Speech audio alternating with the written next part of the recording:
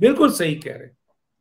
बिल्कुल ठीक है। अच्छा, मैं फिर कहूंगा कि क्योंकि आज सारा दिन ये कुछ चलता रहा, हम देखते ही रहे हैं। राणा सनाउल्लाह साहब ने भी एक प्रेस कॉन्फ्रेंस की, उन्होंने फरमाया कि तारिक बशीर चीमा साहब जो हैं उनके साथ 3 लोग हमें वोट देंगे। बड़ी इंटरेस्टिंग बात जो उनकी प्रेस कॉन्फ्रेंस में कि फवाद चौधरी का अपना भाई और कजन हमें वोट देगा, और मैं ठोक बजाकर कह रहा हूं अगर इसमें हिम्मत और जुर्रत है तो जाए वहां से तरदीद करवा दे। अभी तक इस किस्म की तरदीद आई नहीं फवाद चौधरी और उसके कजन की तरफ से। मतलब फवाद चौधरी का अपना कजन भी वोट देगा अपोजिशन को।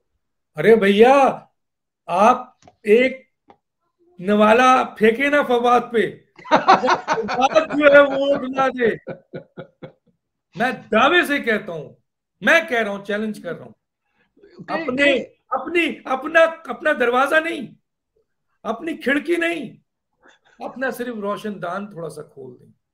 अगर फवाद का वोट इमरान के अगेंस्ट ना पड़े तो मुझे कह देना। क्या आप बात कर रहे हैं सर, वो तो आप दे नहीं रहे हैं मौका, वरना तो बहुत से लोग सर टकरा रहे हैं।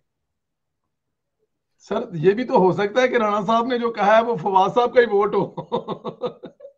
नहीं, वो तो फवाद साहब को तो बिल्कुल किसी भी सूरत में कोई जमात लेने को तैयार नहीं है, अंदर की बात बता रहा हूँ मैं। जी। बहुत नाराज हैं शेख रशीद से, फवाद चौधरी से। पाकिस्तान पीपल्स पार्टी भी नहीं सुना है, पाकिस्तान पीपल्स नहीं, पार्टी में कोई। नहीं, नहीं, उनमें से एक दो से वो राब्ते कर रहे थे, जैसे उस दिन वो पकड़े गए राजा परवेज अशरफ साहब, उनको जी। बड़ा शर्म कॉल भी मिला इस बात पे कि ऐसे आदमियों से कोने में रह के क्यों बात करते हो तुम।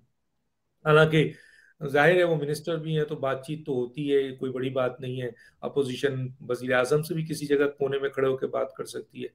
लेकिन अगर उस बात में ये था कि सर मैं आना चाहता हूँ, मेहरबानी कर रास्ता खोल दें, और वो कहते हैं अच्छा यार मैं कोशिश करता हूँ, जरदारी से बात करता हूँ, तो फिर मैंने बताया कि कराची में इनके 3 मेंबर्स हैं जो जी। जी। कि वोट देने के लिए नहीं है, और ऐसी सूरत हाल है कि वो मेरा ख्याल है एब्सटेन कर दें या नहीं दें वोट, या फला हो, या अगेंस्ट में चले जाएं।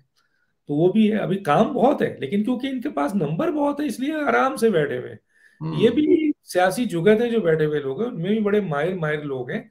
जरदारी साहब का अपना एक स्टाइल है, शहबाज शरीफ का अपना एक स्टाइल है, मौलाना साहब का अपना एक स्टाइल है, औरों का बड़ा स्टाइल है। आज मेरी एक इनके तादियों में से एक बात हो रही थी, कहना है डॉक्टर साहब हम बहुत ही हंसी रचे हुए हैं, सचे हुए हैं सर, ये कुछ लेना चाहते हैं तो ले लें, हम जरा ज्यादा अफराद के साथ इनको तमाशा दिखाना चाहते हैं कि भाई तुम्हारे इत्तेहादी भी तुम्हारे साथ नहीं है, अदम एतमाद तुम जीत चुके।